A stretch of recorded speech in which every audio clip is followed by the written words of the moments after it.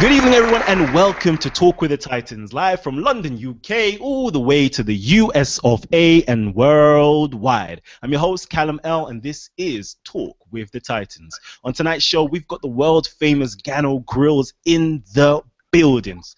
Greetings to you, my brother Gano Grills. Greetings, and thank you for having me. You're most welcome. You're most welcome indeed. You know what? We've got a jam-packed 90 minutes stored for our audience today. But you know what, Gano Grills, can you give us an overview of the things that we shall be discussing tonight? That's a good question. We're going to be discussing anything and everything pertaining to spirituality, occult, arcane, angels, gods, and altars. And this will be really more of a prologue or a prelude into the seminar that I'm going to be doing in London on Saturday, January the 30th. That's right. That's right. We're actually gonna be hosting Gano Grills when he comes over to the UK. And I'm aware you've been over to the UK a few times. I believe you've been over here about 2, 3 times. And It was before actually we, 4 times last year, 4 times in under a year. wow, the UK really, really loves you. That's I love amazing. it. Absolutely. You know what? So yeah, we've got a jam-packed show for everybody today. If you're just tuning in fresh and don't have an idea about Talk with the Titans, Talk with the Titans is basically a platform that we've created that was birthed out of the idea that the intellectual giants of our community should have a well-organized platform to present, discuss, and debate critical information affecting our community.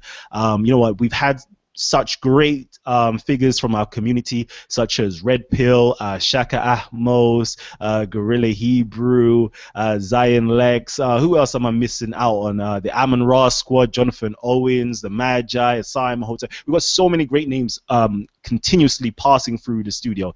So please tune into this show and subscribe. We're literally on every single week. So if you want to see more of our shows, please hit the subscribe button down below. And we're just tuning in, so please hit the share button as well and let everybody know that we're live in the building. Okay, so you know what, Gano, you know, most of our audience members may not actually know you from the spiritual side of you, the spiritual aspect of you. Most people know you from the movies that you've been featured in. But I've got a question. I want to know, how did you actually get involved in your acting career, into the media industry in general? I'm aware that your mother has been in such great films with such great actors such as Michael Jackson, Diana Ross, etc. So I want to know, how did you, you know, was it from the family? How did you get involved in the media industry? Well, when I was in grade school, I've always been theatrical. And every year, whenever there was a school play, I would involve myself in the play. And all throughout my formative years in even high school. And it came to a point where whenever there was something extracurricular going on, I would involve myself with that as well. So it became a point in my life when I became a father, I had to really ask myself what I was going to do with my life. And I was offered from internal guidance.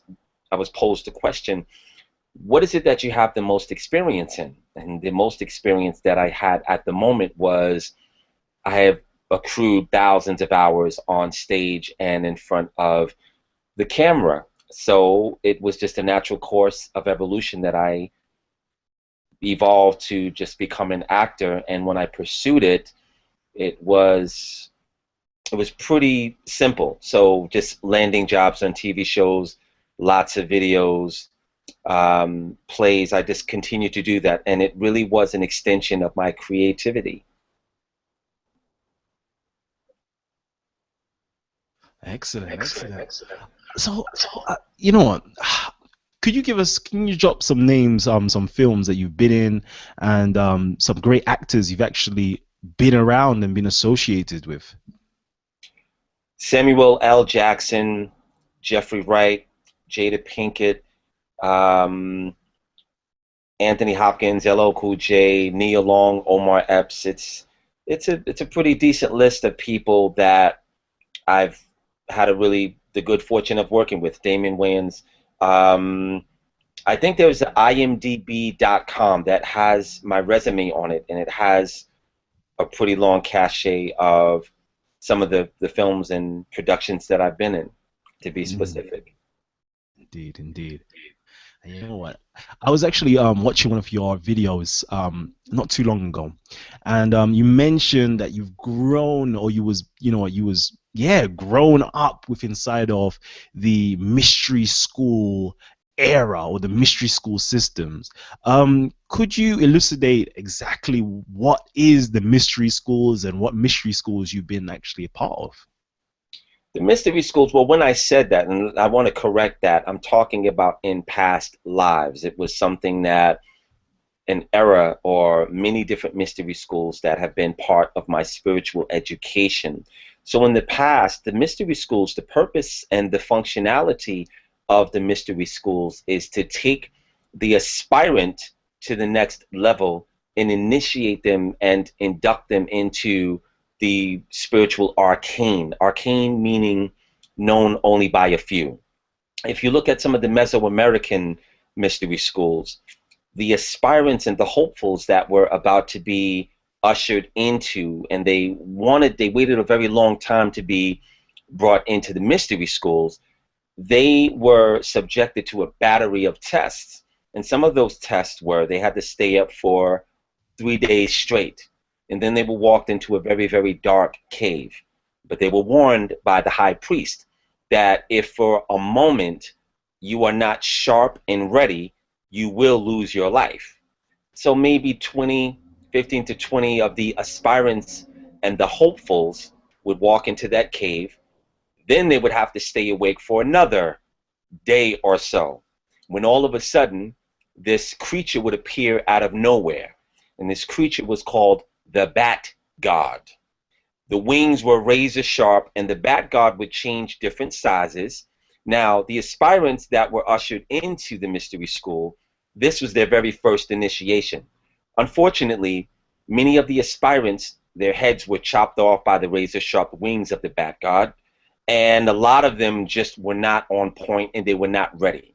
For the very few who did survive, they were ushered into the deeper mysteries of the mystery school. The reason that that happened was because the entirety of the mystery school is to wean out the unfit and the people who are not ready or worthy to have that kind of knowledge. Furthermore, anyone who could deal with the subjugation of dealing with all of the things that they had to go through was bestowed with that kind of knowledge. And those people went on to create striving civilizations and kingdoms of their own, and they had conscious contact with the gods, and that is where I'm from. Wow. Wow, wow, wow, wow. You know what? We've got a lot of, how can I say this? We've got a lot of atheism within inside of the conscious community, the black community, and a lot of the information that you're talking about, they will be very skeptical about. Um, I remember seeing a video about young Pharaoh when he was speaking about dimensions and most of the things that you speak about. Um, what would you say to those within side of this community that have now turned to atheism and don't actually acknowledge the existence or the benefits that these gods and angels can actually deliver to humanity? Um, what would be your remarks to them? My comment and my statement to them would be that it's very comfortable to be an atheist. To have faith and to believe in something that is grander than yourself comes with a responsibility. And it's very easy for someone to capitulate to being an atheist because there is no responsibility in that. And it's very comfortable. And this is no disrespect to anyone who does not believe in the higher forces that rule our reality. But one of the things that I do know is that, and this may not pertain to any of the atheists that may be watching, but I do know of some atheists, and their third eye has been completely cut off. And the gods that rule their reality have turned their backs on them. Therefore, they are unplugged from the grand scheme of things. And they have no other choice but to become an atheist, because that is a cut down. And when you're in a dark room and there's no light, that would be analogous to, unfortunately, where the atheists reside in their temporal cognition. However, when someone does believe in the forces that rule, they have access to power and plugging into that database of information. And atheists prefer not to believe in things because a lot of them have been hurt. A lot of them have been actually destroyed in their past lives. So it's more comfortable for them not to be connected to the actual event that got them destroyed in a past life. When your body is quartered and both of your arms and both of your legs are attached to a horse, and then this happens and your body is snatched apart, the soul remembers that. And people become very, very afraid to speak out as to what their gifts are and some of the things that they may have been experiencing. People keep that a dirty secret. So the memory of that horrible event, or when someone is hung from a tree or ripped apart or burned at the stake, is the responsibility of that event that causes atheism. Or when someone is an atheist, they have a very deep and set memory of when they were castigated for having a spiritual gift, and it was called the Dark Ages. And many other times in our written history, people have been scrutinized even today. We like to kill our leaders and castigate the prophets and the people that have been sent to wake us up from this illusion. So with the atheists that are out there, from my experience, it's a lot more easier to divorce yourself from the connectivity of the spiritual world. Wow. Now, you know what? How can I put this? How can I put this now? I've listened to quite a few of your broadcasts as well, and in there you speak on a range of different, how can I say, cultures and deities, ranging from, let's say, the Hebraic deities or the Hebraic spiritual forces, such as the Archangel Michael or Michael, and going even over into the Sumerian deities. You speak about the Sumerian deities such as Enki and Enlil. You also go in and speak about the Egyptian deities, Jehuti or Thoth, Lord Thoth, etc. So I want to know, are all these different deities real, so to speak, or is it just there is just one deity? Or I'm trying to figure it out. Is because there's so many different deities actually spoken about. So which deities are real, which deities are not real, or are they all real and are they all there to share their gifts with humanity? That's a wonderful question, and my answer would be that there are more deities, as you say, than you would be able to count. We know very, very little about the ones that actually pertain to us. But there are more gods than there are grains of sand on any beach that's on this planet. And that's how lush creativity, or the power of creation, or the world of creation is. The gods are more real than what we are, because the gods are eternal. The gods do not live and die the same way that we do. The gods are very much a part of our reality, yet and still we are not taught to honor them. And most of us don't even know that we have a very visceral connection with the gods, and they actually give us the power that we need in order to live. And a lot of the things that we enjoy every day are gifts from those gods. But the education of the workplace, or theosophy, or our religion does not teach us about that. And the gods don't need us for anything. However, everything that we hope to be is going to be something that we can get from them. So it's wise for someone to wake up to the reality of the gods. However, there's not a lot written about the gods, and therefore there are other means that have to be employed in order to get that information. And that's one of my jobs. Excellent, excellent. So if we wanted to, tune in to these gods, tune into these spirit forces, how does one, touch base with these gods and touch base with these spiritual forces? Is it by means of entering into a mystery school or a system that teaches you about this? Is it through silent meditation, or independent silent meditation, or do they manifest themselves to you? How do we connect to these deities? And a follow-up question to that is, how were these deities became apparent or manifested themselves within inside of your life? Okay. Well, to answer the first part of the question, there are many ways that we can attempt to connect with them. But the gods are very careful about not invading on your free will. And they also look to see if you can handle their reality, because if not, they'll leave you alone. And you have to really be ready for them to involve themselves in your life. And only then, when that happens with every fiber of your being, you will begin to have concourse with them. And to answer the other part of your question, 3 of my divine parents that I know about have presented themselves very clearly in my life, to the point where I couldn't ignore it if I tried. So they made sure that I saw who they were. They made sure that I learned everything about them. And they've given me quite a significant amount of power that comes through me, and I'm able to give it to other people. And I teach people how to do that safely. Paradoxically, there are people that will connect with gods. If you study anything about, let's say, there's a guy named, I forget his name, he was I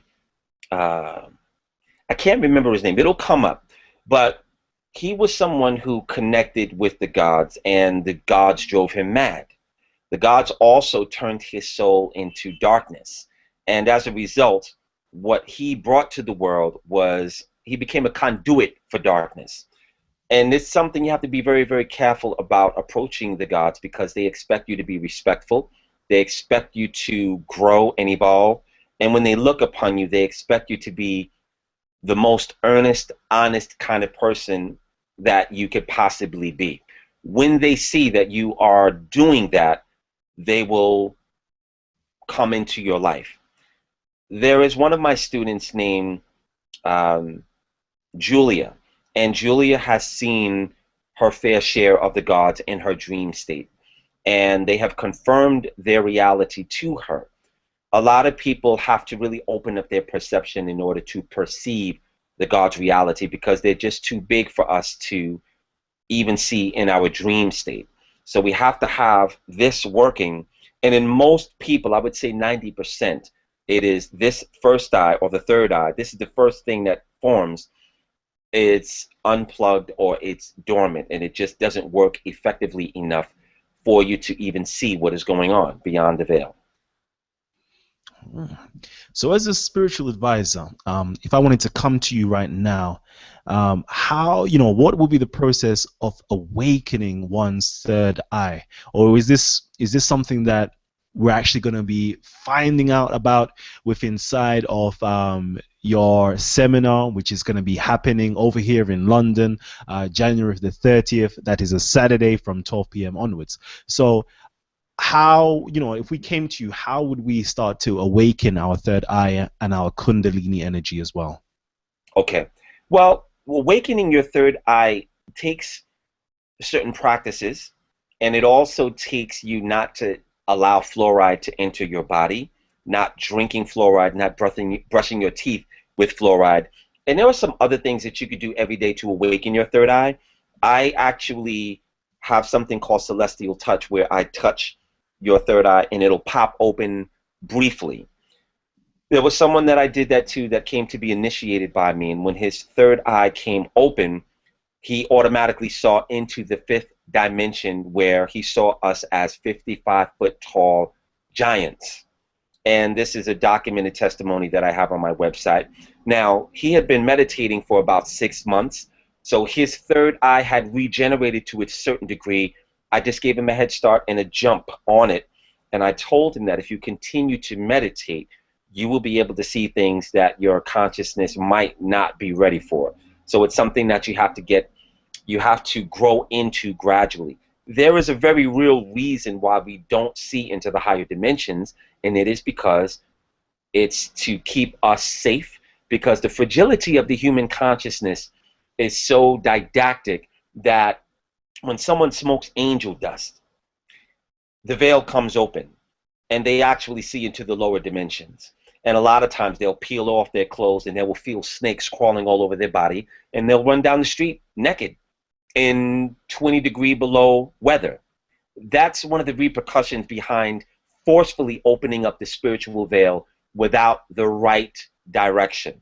So it's a blessing that we don't have it open, because we would really be shocked by what we see. So it's something that needs to be ephemerally done. I teach people how to do it, and sometimes I give them a boost.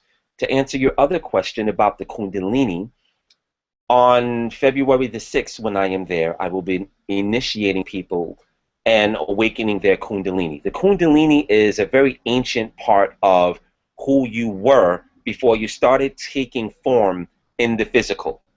Everyone who was in physical embodiment came from a much higher place. The Kundalini is the representative of that world. So when it becomes online, it travels like this. It travels like a double helix or a snake.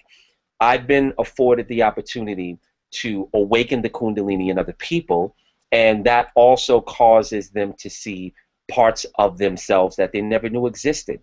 They can see the angelic part of themselves. They can see a part of themselves that can fly through the air.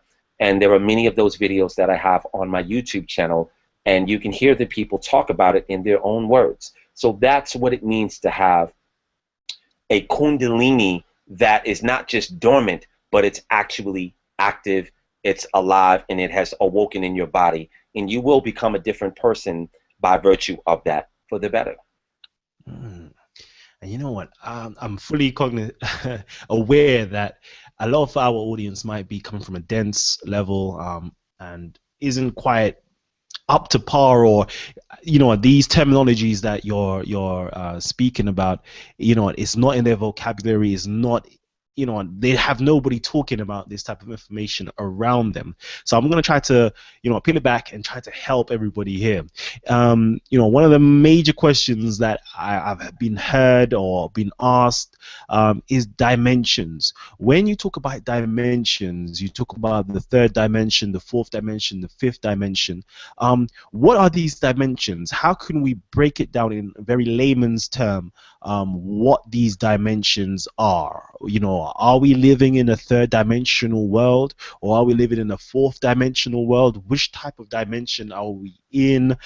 Is it something to do with the platonic forms? Is it something to do with the tesseract? Like, what is these dimensions, and how do we know we are vibrating in the third dimension or the fourth dimension?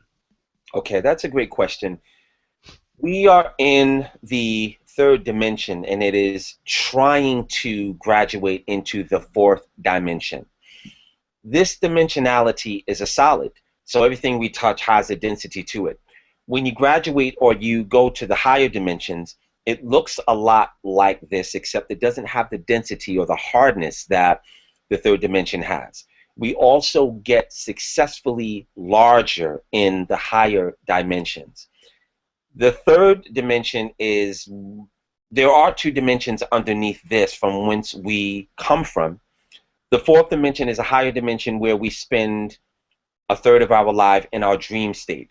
It's also the dimension that the gnomes, fairies, and Bigfoot, he walks in and out of that dimension. Sometimes he shows himself, but he's a very real creature. Every now and then you will have a creature like the Loch Ness Monster who knows how to go in and out of dimensionality. These creatures are real. they also are a lot more intelligent than we are, because the fourth dimension existed before the third. And this is where a lot of our mythology comes from.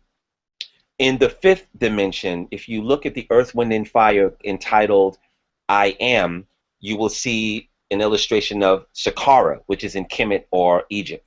And you will see a huge doorway and four huge beings. That's how tall we are in the fifth dimension. We are beyond giants. There also are a lot of skeletons that have been found all around the world that are about 36 feet long. And you will not see that on the news. You won't see it on World Star Hip Hop. You'll only see it on YouTube, because YouTube is vastly uncensored. But eventually that's going to change, and we won't be able to see those things. When you get to the sixth dimension, people are bigger than buildings. One of my students, and you see the video on my YouTube channel, she saw a version of me that was larger than a skyscraper. And that's how big we are there. We are huge. There is so much space in the universe that there's too much space and time in order for us just to be here in this third dimension. When we fell from consciousness during Atlantean times, we were quarantined and sequestered and cut off from the cognition of who we are on those higher dimensions of reality. Those beings are also very different from who we are, and there's a way that we can get in contact with them and pull down into our conscious mind the intellect that they have. And I've begun to do that, and it's very, very interesting. Now, I'm going to be touching base with our critics, the people that, it finds it very hard to fathom these things. Now, I know you deal with Kundalini energy, and I know you deal with Reiki and things like that, and transferal of energy. Now, how can you convince an individual, or how can you demonstrate to an individual that we have these latent powers within inside of us? We have this chi energy, or whatever type of energy you want to consider or classify it as, or these aura energies that we can pass on to another person to heal them. How do you demonstrate that to another person? How can you convince someone? Because I know a lot of the time people are listening in and watching and be like, yeah, you lot are crazy. These things don't exist. You lot don't have no powers. There's no such thing as a third eye, ethereal realm. You can't do no astral projection. You can't do all of these things. We are only locked in this third dimension, this solid form, what we can feel physically. So how can you demonstrate that these things are real, and we do possess these powers, and we can heal each other, and we can transfer energy? Well, to the mothers and fathers, I have children, and you have children, correct? That's correct. Okay. When a child falls and hurts themselves, and they're crying and they're very distraught, the first thing we do is we pull them close, and we put hands on, and we transfer the love, and we transfer healing energy through the gates of your hands. When we come into this lifetime, we bring a certain amount of energy that comes from the spiritual world, and that energy stays dormant inside of us. A lot of times we don't use those powers unless we are in a loving relationship, so we transfer that energy to our mate or our spouse, our husband, our wife, and our children. There are times where we have to put our hands on our children and caress them and give them the reassurance and the love that they need in order to heal from the hurt that they have incurred. That's a very small example of the proof that we all have the ability to transfer that energy. There are other parts where, if you look at someone who may be trapped under the car and the mother sees this, the mother will summon this primordial energy that comes from nowhere and be able to lift up a car with the strength of 6 gorillas. I have seen people on the net that have gotten into fights, and they will be hit really, really hard, and they should be knocked out, and the person just takes it like it's a tap. So we have a lot more power in our bodies than we are willing to entertain and that we don't use. If you look at some of the martial artists, they're able to do things and put a sword to their neck and push it in the chi, which is the invisible part of the life force. It will protect the body. There's a great presentation that I have where I actually have proof. I have this one guy that can create fire out of nowhere. I have dragons. I have all of these different things that people will look at and see, and that will basically prove it. But one of the examples is that we have so many different abilities that we have not been taught how to use, and a lot of times we discover them by accident. So one of my jobs in the contract with the spiritual world is to bring this awareness to people and teach them how to use it themselves, and it's something that we all have. Indeed, indeed. So you know what? If you're out there and you're enjoying our good brother Gano Grills and the information he's dropping right now, please give us a big thumbs up. Let us know that you're enjoying listening to our good brother. You're gaining information that is going to be beneficial to your life. Also, please leave your comments down below. If you've got any questions for the brother Gano Grills as well, please leave them down below. And any comments, I got one brother in the comment section is saying, please praise him. He's delivering great work, great information to us. So Gano, you know what? We're running short out of time. You know what? I want to know now, because I know you've got a presentation, so to speak, to give to us. You know, it's going to be a little teaser of what's coming on January the 30th in London. Your angels, gods, and altars Right. seminar. So could you give us some information about that in the sense of your presentation? We want to hear something that you're going to be talking about. What's it going to be about? You know, what you're going to be doing with inside of the presentation. Like, please, like, I've got so many people that's been calling me and seeing the flyer and like, you know what, we're excited. We want to know more. We want to know what is Gano going to offer us on January the 30th. Also, listeners if you want to actually attend the seminar, if you're in the UK and you want to attend the seminar, the links are actually down below in the description box. Just hit the more button, go down all the way down, and you'll see in the description box where you can actually purchase your tickets. But yes, Gano, please give us some more insight. Okay, thank you for asking. What I'm going to be sharing on the 30th is this seminar that I'm offering is a seminar of empowerment. I see and consult people all of the time that are in many different kinds of struggles. And one of the things that I have asked is, what is it that I can do to help with that? What can I do? What can I contribute to our humanity that will allow people to come out of the darkness that they live in? One of the most debilitating things that affect our people in particular is the spirit of lack. People don't have enough money. People are struggling. People don't have enough food, or they don't have enough money to do the things that they would like to do, like go on a holiday or to pay for their children's camp.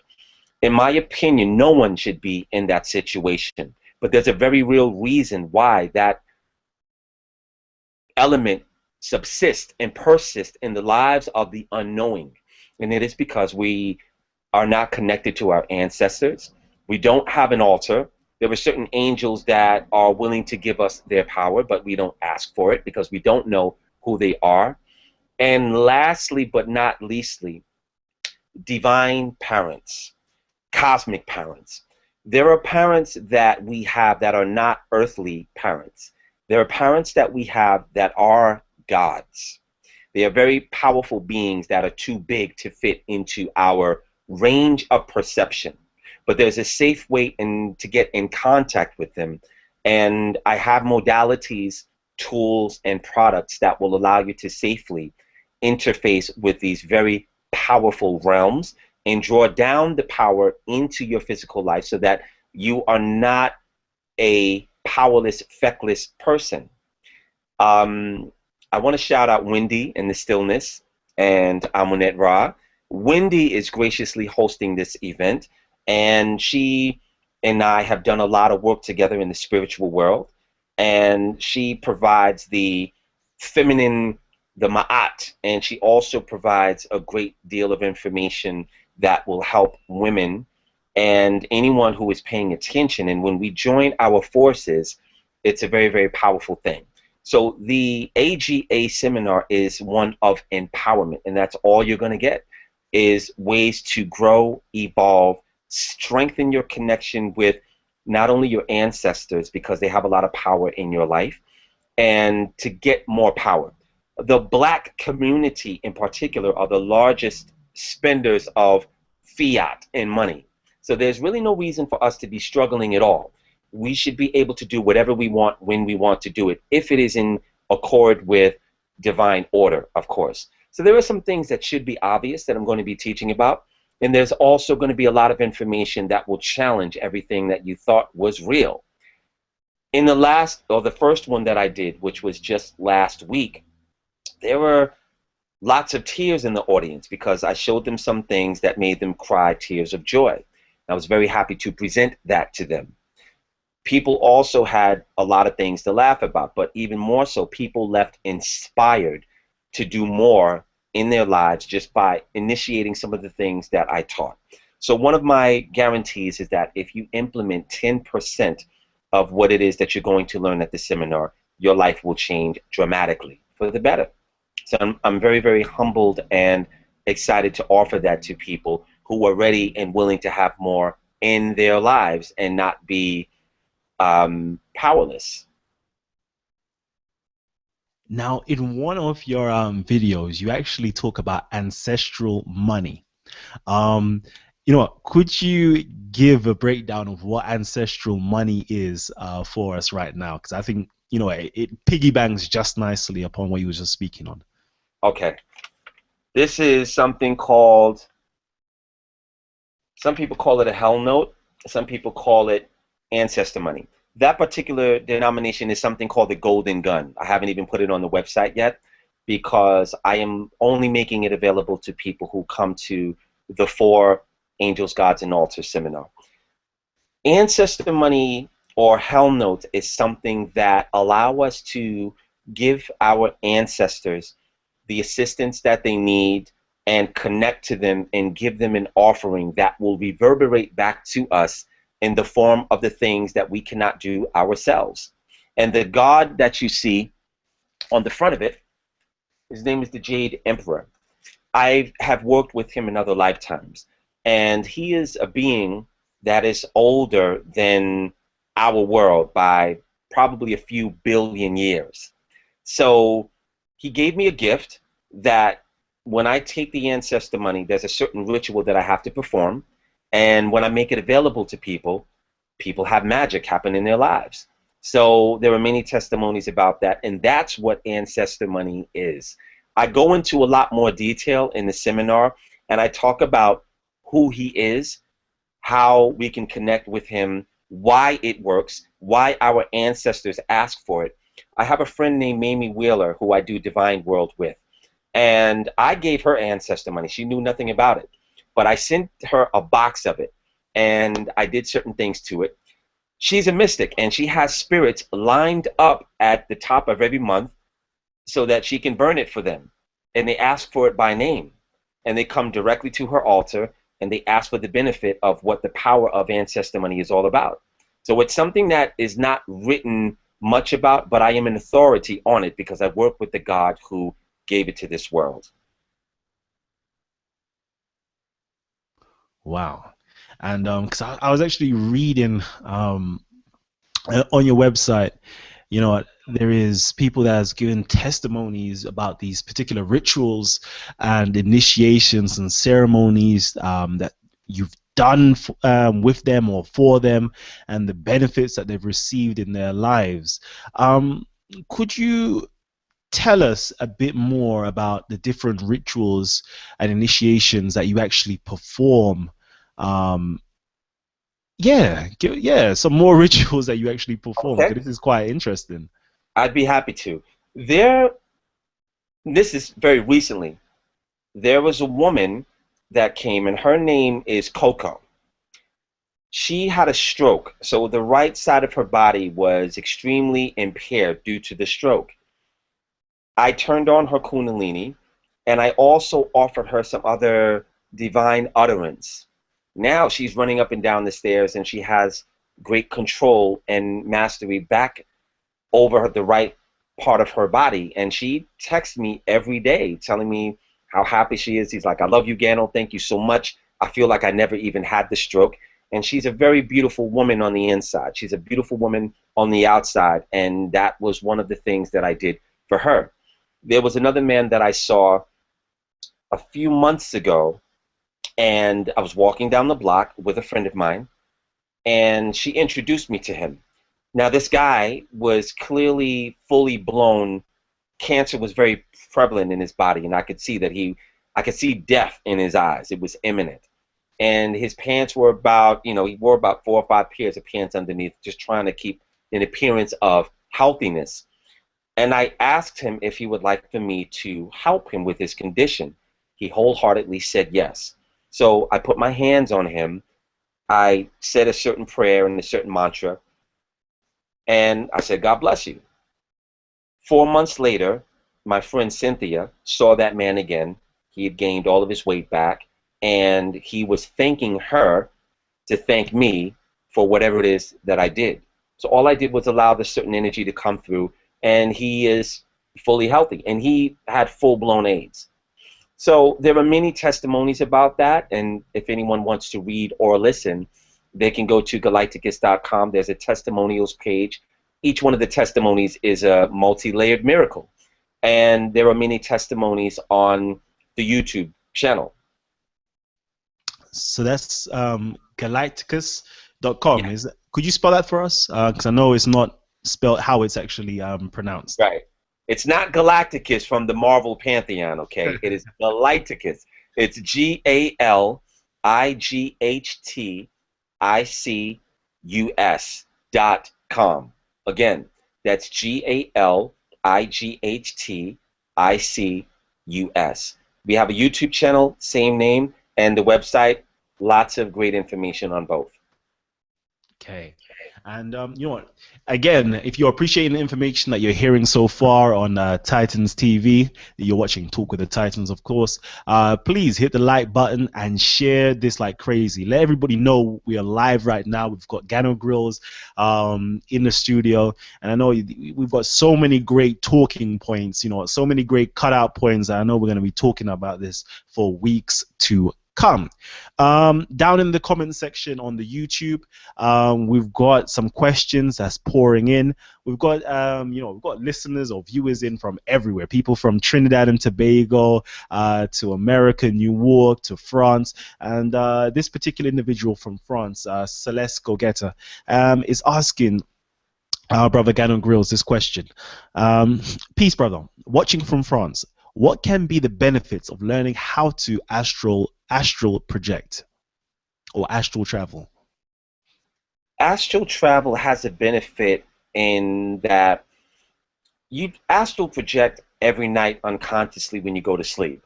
But learning how to do that when you are awake has the benefit of showing you that there's a lot more to your reality than you might have thought possible. And if you learn how to astral project in this reality, you'll have a lot more power when you leave this world permanently. Okay. And we've got other questions pouring in. I'm trying to bring these questions up on the screen. Bear with me, people. I will love to just bring up these questions on the screen for everybody to see. Will it come up? Will it? Won't it? Okay, if it doesn't, I'm going to ask it anyway. So we've got Benita Brown. I believe it's a she, and she asked this: what can I do to activate my Kundalini? And is there something that can restrict this activation? What should be avoided? Thanks in advance for the knowledge. Okay.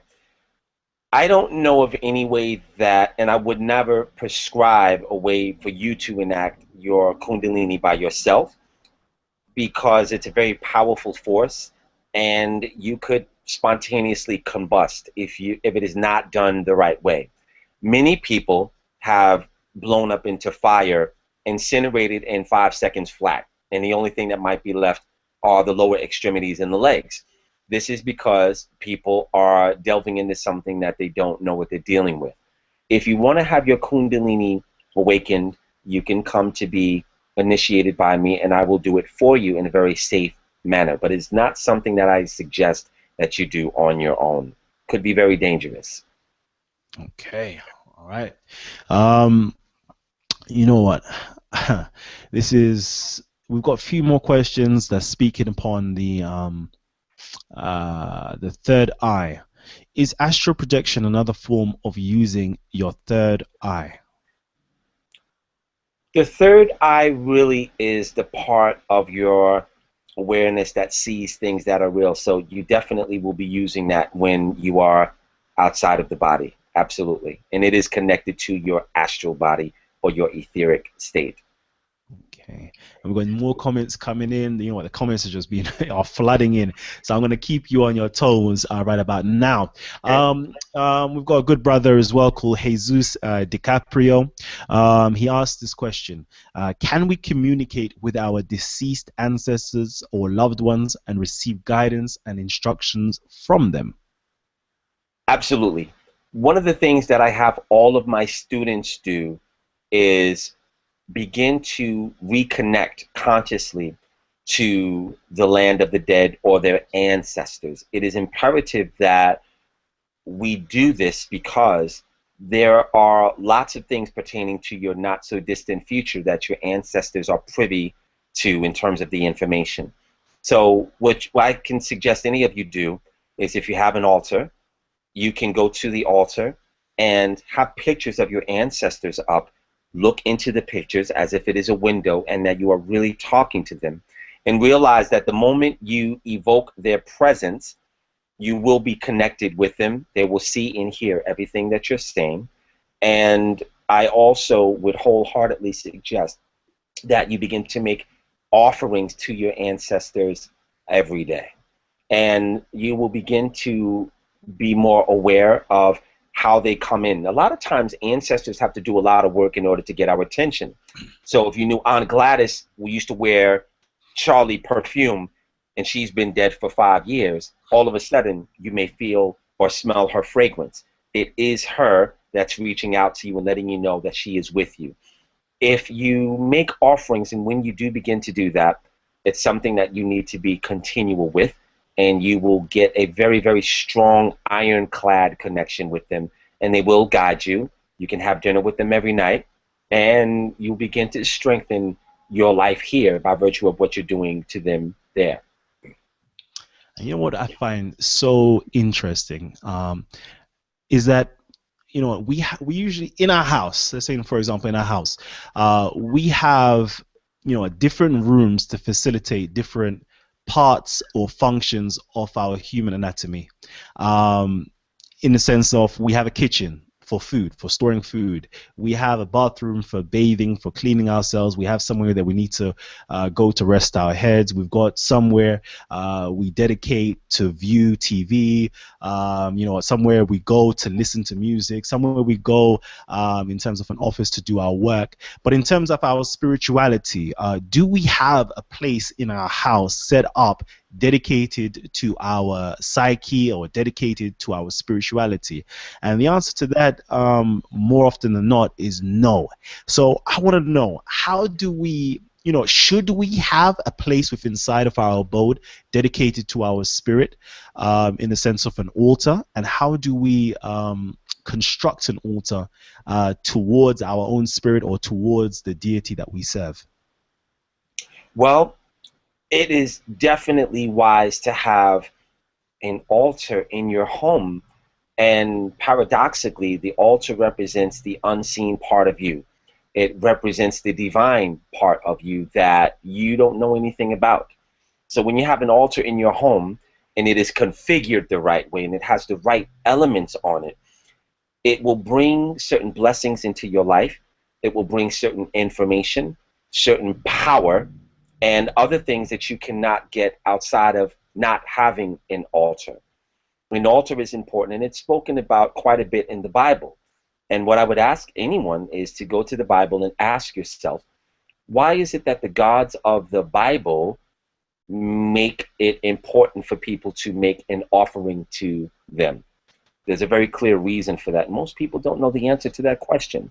So having an altar will allow you to do a lot better in life. And it's not something that most people are aware of. It's really no different from having a car. When you have a car, you can get around a little better. But if you have to wait on the tube or the trolley, then it's like, you're subjugated to someone else's timetable. You don't have the amenity and the luxury of coming and going as you wish. The analogy is the same. When you have an altar, you're afforded certain opportunities by virtue of the power that it projects, like a speaker. That's what happens when you have an altar with the right things on it. And that's what I'll be teaching about in the seminar. Everyone that I have worked with, from my initiates, clients, students, most of them have altars, and their lives have become much better because of the presence of the altar in their home. Okay, okay. The comments are just flooding in. I'm actually moving over now to the Facebook. Um, Moving over to the Facebook, where there's so many different questions that are flooding in at the moment. Some people want to give thanks to you, Gano. They're testifying or giving testimony based upon the things that you're saying in terms of the ancestral realm, in terms of the dreams, and other things like that. You know what? I want to move this on to something that is sort of taboo and less talked about. I want to move this on to sex, the aspect of sex. How do we, prepare ourselves to have sex, and how do we have spiritual sex, or what is spiritual sex, and can we meet up in the astral plane, or can we meet up physically, and how can we be more spiritual with sex?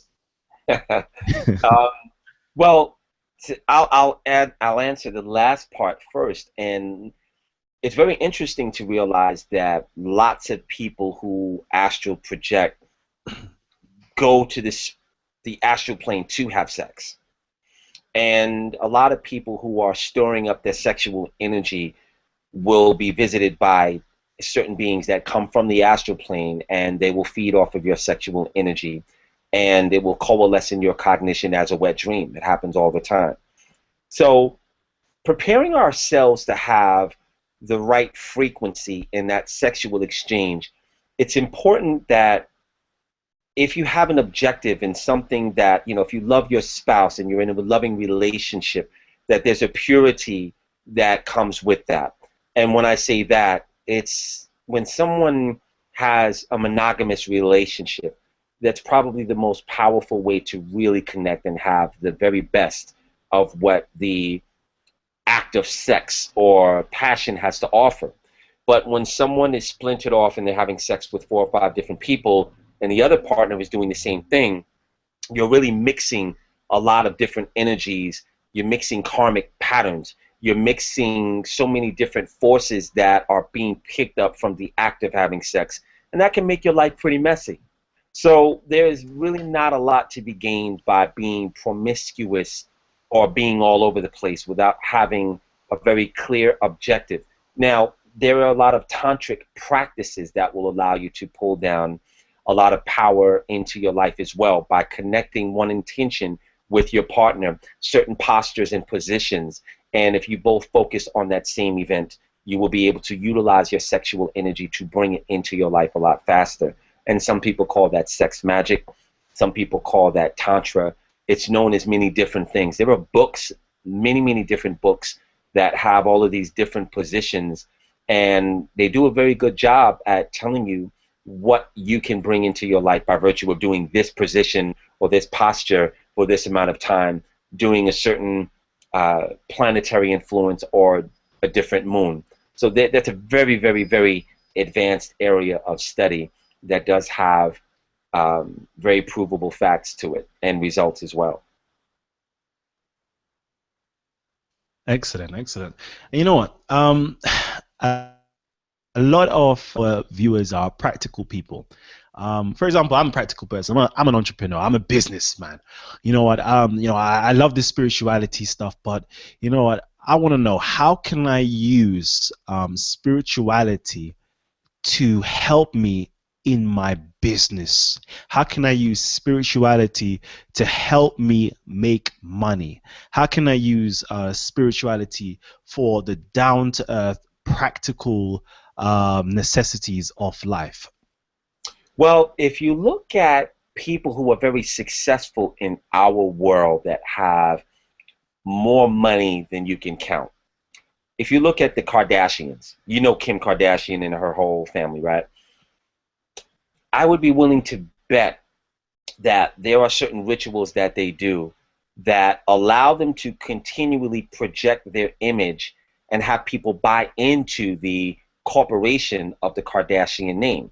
Now, I'm not saying that that's what it is, but I would be willing to bet that someone in that family is doing certain rituals that keep the whole family financially solvent.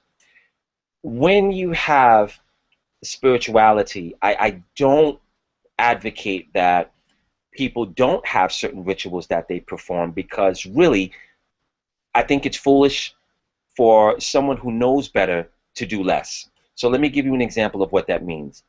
You have people that work 8-hour jobs to support themselves and their family. Then you have that same people, or the same kind of person that has a very strong work ethic, and they'll work two full-time jobs, 16 hours a day to 20 hours a day. That will kill you slowly. And what I tell people that is, if you learn one ritual or two or three rituals, and you perform these rituals religiously, you could cut out that second job and use the ritual in 1/20th of the time. And it will afford you the same financial freedom that the job was giving you. So when someone says, Gano, that's spooky, or that's crazy, I don't want to deal with that ritual, that's crazy, but then they go back to their 16-hour day jobs, they are willingly enslaving themselves to a very antiquated, archaic way of doing things. So when we use hypernatural magic, which is a coin that which is a phrase that I coined, and I'm eventually going to do an entire seminar on that. But for now, I'm giving a lot of that out during the seminar.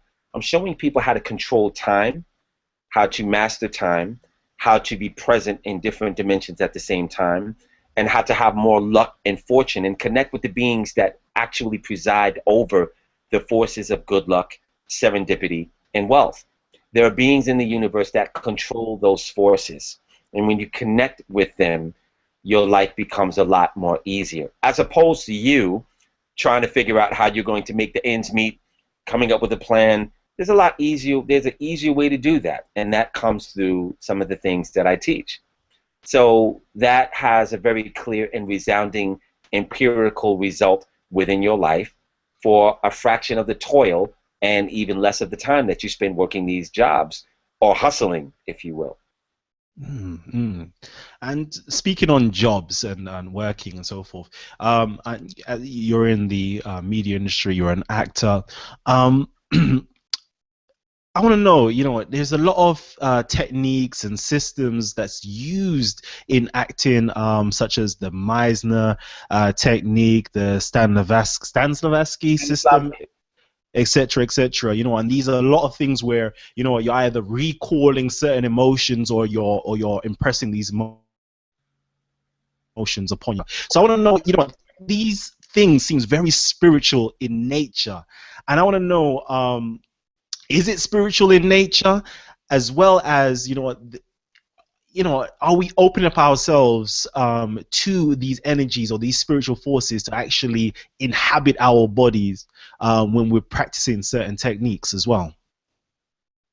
Okay, could you streamline that question for me? Because I'm not sure if I got the question. I'm sorry. Okay. All right, let me go back to it again. Yeah. So the first part of the question is, okay, are these techniques such as Stanislavski and the Meisner techniques, etc., are these spiritual in nature? Because it's really working on the psyche and the emotions, drawing up from past experience, or actually feeling it you're creating these feelings externally into yourself.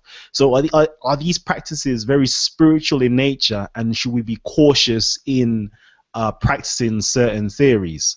For example, we have certain great actors, Keith Ledger, I believe, who done the Joker role in the Dark Knight series, and some state that he was practicing some of these theories and it kind of pushed him over the edge. So should we be caught as actors and actresses?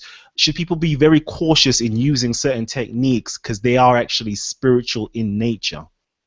That's the first part of it. Okay, well, if you look at Stanislavski, or you look at one of my acting coaches, her name is Susan Batson. She is amazing.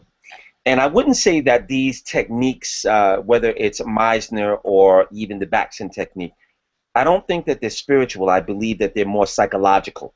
Psychological, dealing with the human psyche and the human consciousness, and the wheels that turn in the mind. Every time I've done a role and I've had to do a play, I've had to reach another level of awareness in my conscientiousness and my beingness that really was a psychological. There was really no spirituality in regards to that. But you brought up a very interesting story about Heath Ledger, who it's rumored that he did certain rituals that accessed him to a darker realm. And eventually, the payback was they took him into that dark realm when he died. That's the quote-unquote rumor. If you look at someone like the Supermans, they all met with horrible deaths.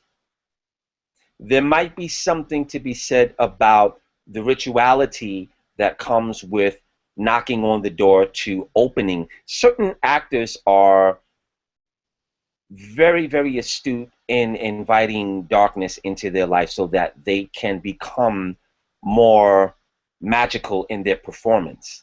And there is a repercussion behind that. If you look at someone like Forrest Whitaker, he did The Last King of Scotland, and he was very scary to watch.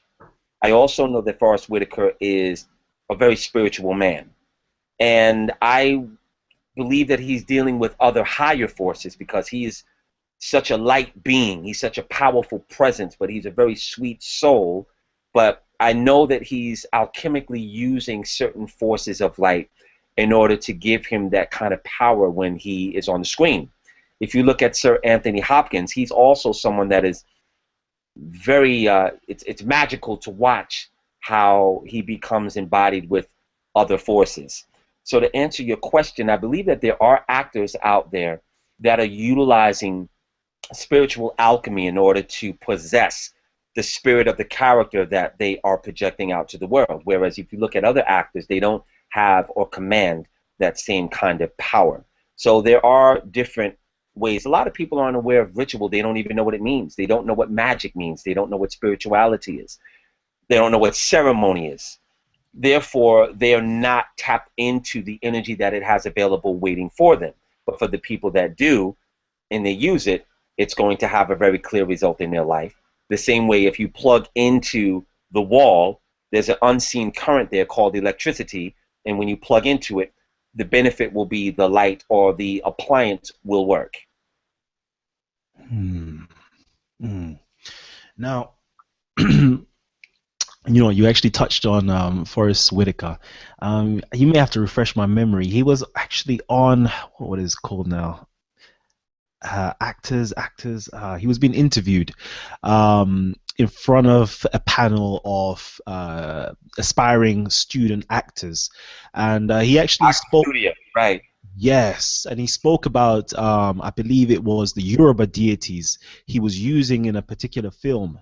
I think it was female deities. I don't know. Do you remember that? Do you remember that at all? I actually didn't see it, but I'm glad you said it because I didn't want to implicate. I wasn't aware of that. But rumor has it that he has something called Ashe, and he knows very much about Ifa, Yoruba Lukumi, or Santeria, and he might be a practitioner of it. And if he was talking about, he's probably talking about Oshun, Yemeya, or Oya. These are some of the female deities of that pantheon, and they are very powerful forces to work with, and I've worked with them myself, and they are no joke. Mhm. Okay, you're now tuned in to Talk with the Titans. If everybody's watching right now live, this is Talk with the Titans. And if you're loving the information that you're hearing so far, please give us a big thumbs up, a big like. We've got the world famous Gano Grills in the studio with us, discussing spirituality, discussing well, the media industry and spirituality, should I say. You know what? You've got a seminar coming up. The seminar is on January the 30th in London, and it's entitled Angels, Gods, and Altars. We've talked a little bit about the altars. I want to know, what is the distinguishing factor between an angel and a god? What makes a god or a deity a god, and what makes the other an angel?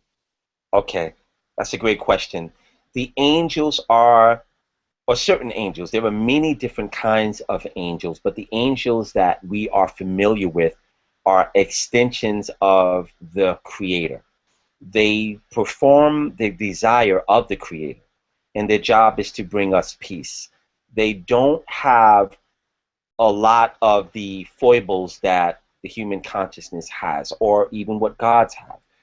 Gods, there are many also different kinds of gods. And it's funny because your show is named after a very powerful kind of god, which is known as a Titan.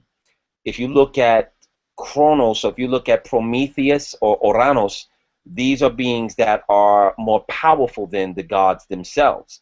And they are known as ultra gods or elder gods or hyper gods. They have the ability to create an entire reality. There was a time where the gods, the younger gods, were fighting with the Titans. And that was in a certain pocket of our universality. So the gods are different from the angels, and this is one of the very clear times that the angels and the gods have come together to give me the gift of this seminar and awaken some of their children that they have here on earth. Powerful. You know what? We've got some more questions. Actually, we've got loads of questions that's flooding in. I don't know if I could actually read every single one of them. So please Okay. forgive me if I don't actually read your question. Um, it says here, Jennifer Foulbrains. Wow. Has a question here. There are masters who have sex with lots of people, and they're able to dissolve the negative energy associated with multiple partners. Um, if a person is having multiple partners, how can they dissolve this negative energy and confusion?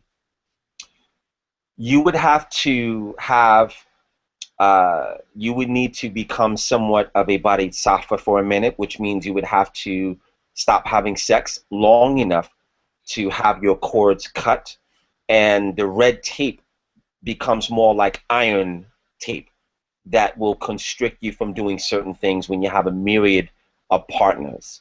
So, in order to get free of that kind of bondage energetically, that's what you would need to do. You would need to stop having sex for a while, and it would behoove anyone to just have one partner. If you're not married, then choose one partner that you're very comfortable with, because the moment that you have sex with someone else, your karmic stream is becoming their karmic stream and certain other things. So that it has a lot of different implications there. Some of the gifts and the blessings that may have been due to you might go to that person, and some of the things that were curses and evil intent that was originally intended for that person might become your reality. And that's why it doesn't really pay to some of the people that commandeer as many sexual partners as they can. It's going to be some energetic repercussions behind that. Hmm. And we have other questions here on the altars. Give me a second to actually pull them up. Uh, give me a second. Okay. So what elements should one have at their altars? At their altar gems, candles, pictures. Okay, let me reread that again because I believe they have the comma in the wrong place. What elements should one have at their altars, i.e., gems, candles, pictures, etc.? What should we have on our altars? Those are all good elements to have on there. You can also add the power of food on your altar, which would be an offering that you make once a day. and it stays on the altar for about 36 hours, 24 to 36 hours, and then you discard it. If you have ancestor money that you've gotten from me, you can put that on your altar. Pictures of your ancestors and certain things that would give your altar more power. You should never have a picture of a demon or any type of negative skulls or anything that is negative on your altar. You shouldn't have people that have been killed in a horrible way that you didn't know on your altar, or that were not family on your altar. I knew a woman who put a picture of Whitney Houston on her altar. And all of a sudden, she started to have a lot of conflict with her children. And when I went to her house, I saw this, and I said, well, that's your problem right there. You're not connected to Whitney Houston like that. She's not a relative, and your ancestors are rebelling against the conflict of you putting Whitney Houston on your altar. And they're causing this conflict within your own family. So those are some of the things that you can put on your altar. I have certain products that I have gotten from the gods that I don't even have on the website, that I will have at the seminar. And they also pronounce your altar about 1,000 times more. There's a lot of power that's based on what they have given me as a modality. And those things will be available also at the seminar. Excellent. So actually, you know what? This is another question that's been posed as well. Could you tell us a bit more about the venue, where it is? Yeah, where is the venue, where it is, and what will be transpiring inside there on the day? Okay, absolutely. I'm going to need to divide the screen, and Wendy's going to kill me for this. It's at the, I don't know the name of it. Matter of fact, let me pull it up on my phone so I could read it off. And because I am not from there, you guys, so I don't have that down pat, unfortunately. I'm going to pull it up on my phone so I can read you the information. But the links are posted, correct, on the bottom, so you can look at that. Is there another question that I could answer while I'm looking to pull? Definitely. Definitely. Okay. Our brother Terry, Mr. Riggs from HKTH, which is Knowledge and Travel, he asked the question, how do we communicate with our ancestors that we have never met? Okay, that's a good question.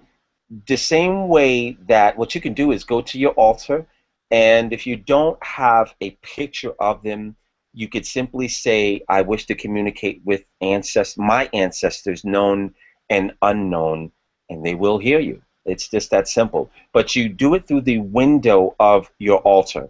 So this communication is something that you want to enact from your altar, and they will hear everything that you have to say, and it's a beautiful thing.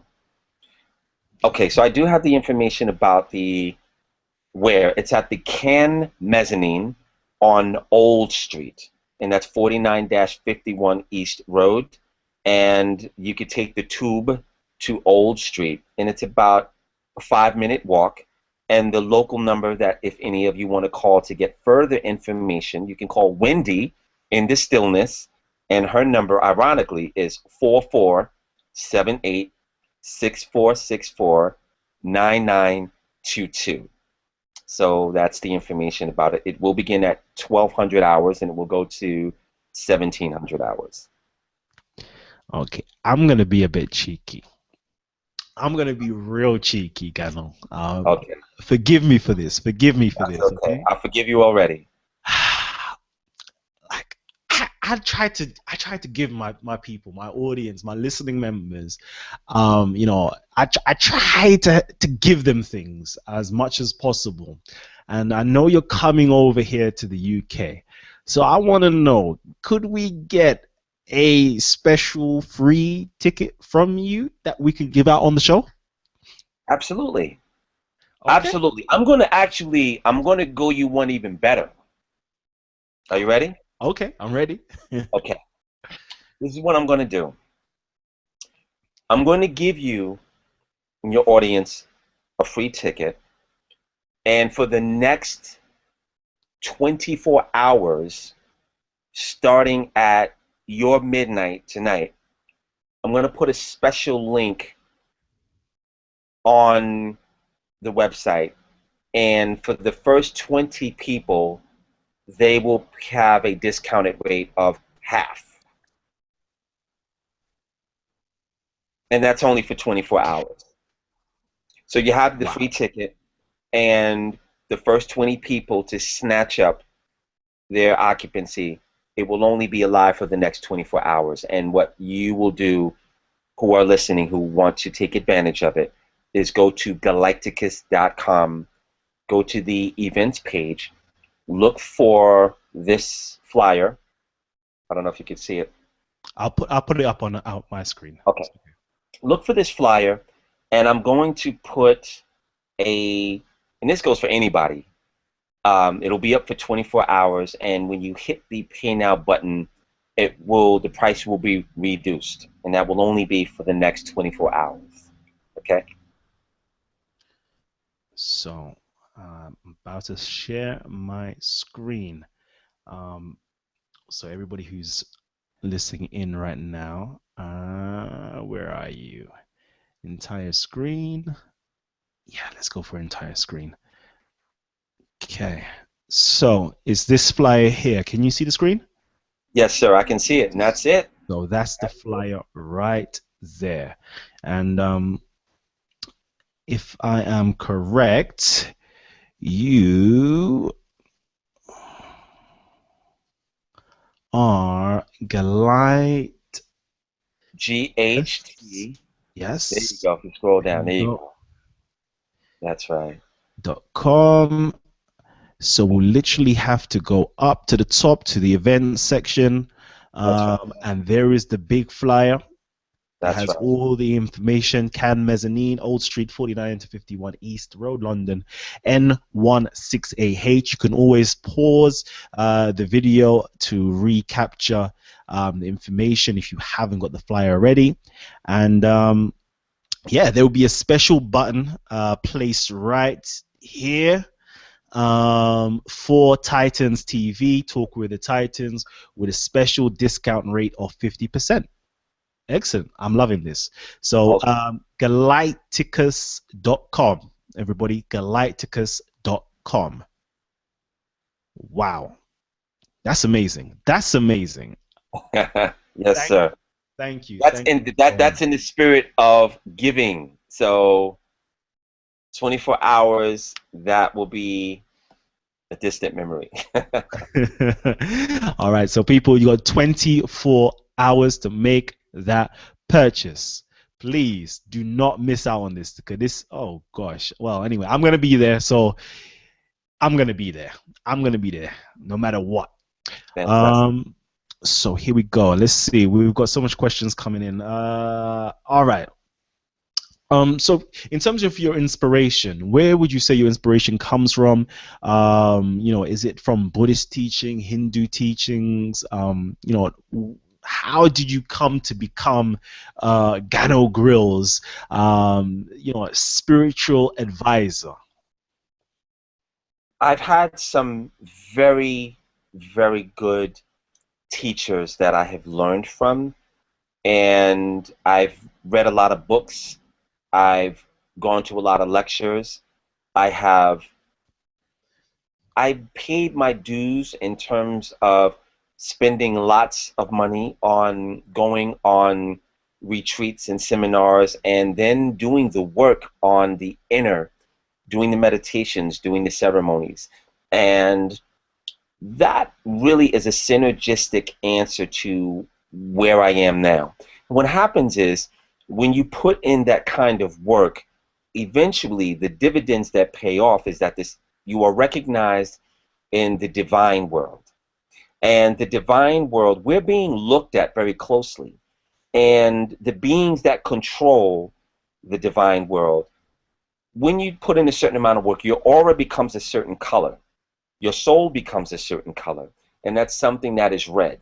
When they see that, they will approach you. And I had no intention on being a spiritual advisor, but Saint Germain was the very first one that came to me in 2011 and told me that your destiny is to become someone who does a lot for the world spiritually. I said, "What are you talking about?" And he said, well, we've been watching you and we want very much to work with you. I said, okay, so what does that mean? He said, just sit back and watch.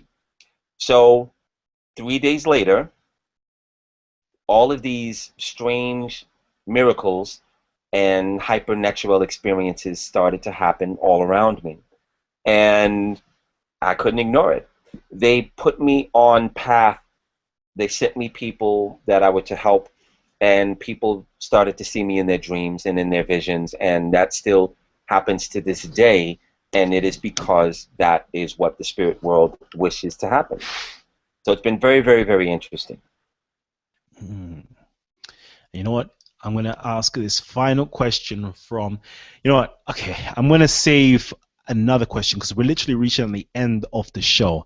And I see Christopher Baldwin. I'm going to ask your question. Um, um, so if you've got any questions, last dying questions for the brother, please drop it down below in the comment section. And if you want to actually speak with Gano Grills, hit me up on the Facebook, Talk with the Titans. You can either hit me up on the Talk with the Titans fan page or Talk with the Titans Facebook group, and I will share with you the link to join the conversation and actually have a dialogue with Gano Grills. So the brother Christopher Baldwin's asked this question: where is a good place to set up your altar if you don't have that much free space in your home? That's a good question. If you don't have a living room, it shouldn't be in the kitchen or the bathroom. If all you have is a room or a flat, they understand that. And then you might want to put it up on the northern wall or the eastern wall. And if you really live in a shoebox, and sometimes that's the case, one of the best ways to get a bigger place is to make a promise to your divine parents and your ancestors that if they help you to get a bigger place, you will honor them and give them a beautiful home, which will be a wonderful altar, and allow that to come into your life. So you can get a floating shelf. Most men know how to, screw it up to the wall, and it should be from your solar plexus and up. Should never be on the floor. It shouldn't be past your belly button. It should be, like I said, from your navel and upward, and that would be the answer to the question. Hmm. You know what? You seem to be a fountain of knowledge. Um, do you have any literature or books for sale that anybody can actually purchase? I am still writing my book, and that book seems like it's going to divide into three because there were three different sections, and I'm going to turn that into, but not at the moment. I don't have any books personally that I have authored, but that will change very soon. Okay. Oh, well, you know what? I think our audience members can't actually wait for this book to come out because I can see that your following is very far and vast, all the way from America to Europe, France, the UK, Right, the Caribbeans. You know, everybody right now is tuned in to Gano Grills and wanting to, get into your mind and pick your mind to get these fantastic answers to these questions that's been burning inside of them. right. You know what? I'm Well, actually. Go ahead. Go ahead. I just wanted to say that there are a lot of people. The studentship program that I have, it's the Galactica Studentship Program of Ascension. At January 31st, the program has been upgraded quite significantly, and the tuition will double. So if there is anyone that wanted to become a student after I clear you and have the initial conversation, you better get to it before January 31st, as not to get caught up in the influx and the changing of the the price that's going to happen. So I just wanted to offer that to some of the people that may be watching. Okay. And you know what? I'm gonna open it up right now. Actually, you know what? Did you have anything else in particular that you wanted to express to our audience members before I actually open up for callers to actually, speak with you? Oh no, not at all. I'm ready to speak to whoever calls in. Okay, excellent. So we have on the line with us from the UK, one of our, he is literally a staple of Talk with the Titans. We've got Isa Abdul Haq, representing the UK Muslim community, or the Black UK Muslim community. Isa, are you there? Brother, assalamu alaikum. Wa alaikum salam. Wa alaikum salam wa rahmatullahi ta'ala wa barakatuhu. Alhamdulillah. Yes, brother, that's the extended part. Alhamdulillah. I bet you nobody expected to hear Gano Grills come out like that. I am on the deen of Allah, definitely. Alhamdulillah. Yes, brother. I was listening attentively to what you were saying. I'm quite familiar with a lot of things you were saying. You seem to have covered what I was gonna ask, in a sense, like where you mentioned gods and angels. Mm-hmm. Do you think that what you've described in the experiences, the rituals, is personification of the forces of nature, or let's say the psychic forces of nature? No. The personification of the forces of nature do not have a personification the way that we would understand it to be. And if they did, they would be elemental beings. And those beings are hidden from us. They hide themselves from us, actually. They very rarely allow themselves to be seen by the human apparatus. But when they do, it is a blessing beyond measure. Okay. Well, what would you say is the difference? When I say personification, what I mean is if a human is experiencing something, Mm-hmm. it's still in the human mind. Mm-hmm. So how would you know, considering the fact that other humans are not all experiencing the same thing? Like when we all look at you, we're seeing a human being that's communicating with us. It's generally relative to that individual. Do you get what I'm saying? So, I do. So for instance, when a lot of people say, well, you can do this prayer or whatever it is, and you can all see Muhammad, no one seems to be describing the same person if they say what he looked like. Do you get what I'm saying? So I do. I would answer that question by using when when Gabriel went to Muhammad in the cave, and he said Iqra, and Muhammad said, I can't read, and said Ya Jibra'il ma'ana Bakarian. That was a real event. Now, if there was someone else there that saw that, the archangels possess the ability to walk in and out of the doorway of our reality. And someone else, maybe the Prophet's wife, alayhi salatu wasalam, would have saw that and confirmed that event. Whereas some of my students, when they see the gods and the gods project a event to them, other people will see it as well. But if you do a certain type of meditation, there's a quantization that happens where you will experience a real event in the midst of other people, and other people will not see that, but you will, and it doesn't make it any less real. Okay. No, I totally understand what you're saying. Okay. Thank you very much. Good stuff. Good stuff. We have a few others. If you would like to actually speak right now, please just give me a sign in the chat area if you'd like to speak. Terry, are you there? Terry, are you there? You there? Okay, gonna move on. Courtney, are you there? I know you came in at the tail end of the conversation. Are you there? Yes, actually I am. Peace, everybody. Peace. Hello, how are you? I'm good. How are you? I'm doing well, thank you. Is there anything in particular that you would like to ask Gano or comment on? Unless you actually I do have questions, but I'm not sure if it's something that he hasn't covered already, because I came in kind of late. I apologize for that. Go ahead, ask away. No question is redundant.